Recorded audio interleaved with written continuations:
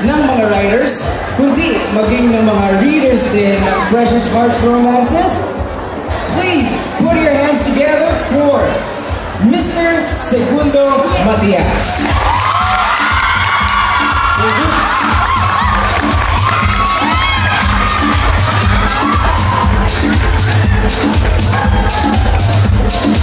Nakawisan na ako.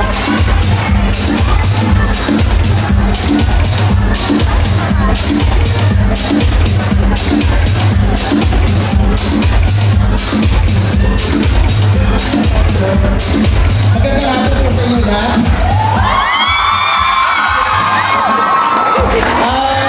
Hindi ako mahilig magbihis. Sabi ni Sir Toads, magbihis daw ako ngayon. Kaya nakabihis lang.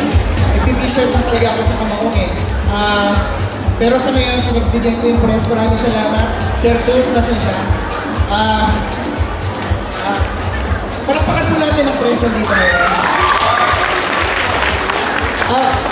Kasi magka-throwback lang ako dati. Ang first gathering yung ginawa namin.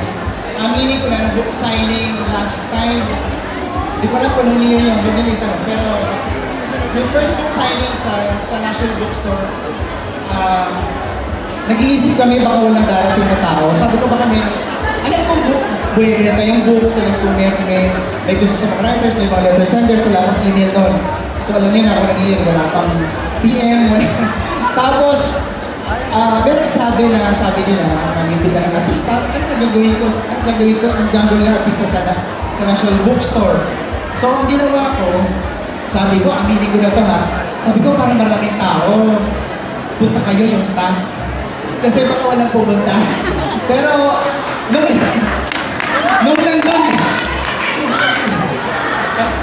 nung nandun na yung, meron pala, nagulat ako, hindi naman pala kailangan yung staff na pumunta dahil nagsiksikan, So, naisip ko doon kung na-conclude na ang mga Pilipino, reader naman.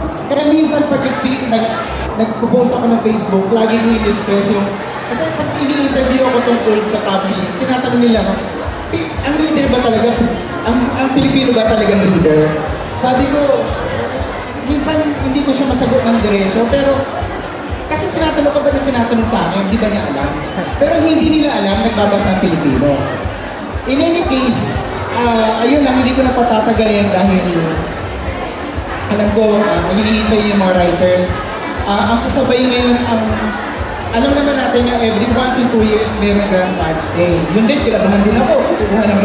May nagsabi na kukuha daw kami ng artista para makakuha ng crowd. Pinipilit ko sa rin ko, budget pa rin yun. Pero nung dumating yung mga readers, hindi naman pala kailangan. So, palakpakan natin ang sarili natin kasi Pinoy's read. Anyway, ngayon kasabay ang launch ng coffee table book namin ang hirap niyang gawin. Ang hirap pag-isahin yung 25 most precious writers na tinawag namin. Yung konsepto niya pagpili ng 25 most precious, nahirapan kami. Una-una, hindi naman, ayaw namin tingnan ng,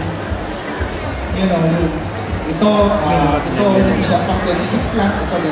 So, ang criteria namin yung creative ba siya, gano'n ba siya katagal sa kumpanya, gano'ng tipo. Nahirapan kami. So sana tangkilikin niyo yung volume 1 para yung iba pang writers napupunta naman sa volume 2. Hindi ito natatapos sa, ayoko matapos sa volume 1. Gayun na rin sa laging iniisip na kapag may gathering na ganito, laging iniisip na masaya. Kasi kaya, pati damit ko hindi ko rin na naiisip, last minute ko na iisipin kung ano isusuot ko. Anyway, sana maging masaya kayo ngayon dahil kakaiba, katulong natin ng PETA o Philippine Education and Theater Association. At ang nag-direct po, pwede ko bang banggitin, si Ma'am Maribel Leganda. Mamaya, makikita ninyo hindi lang mga writers, kung hindi yung mga scenes na pinili namin para i-dramatize. Sana magustuhan ninyo. Hindi ko na patatagalikan, alam ko, inihintay nyo na yung mga writers at yung kanilang ang aming presentation ngayon. Maraming salamat po sa pagpunta. Sana huwag kayo magsawa. At mabuhay ang mababasang Pilipino. Maraming salamat.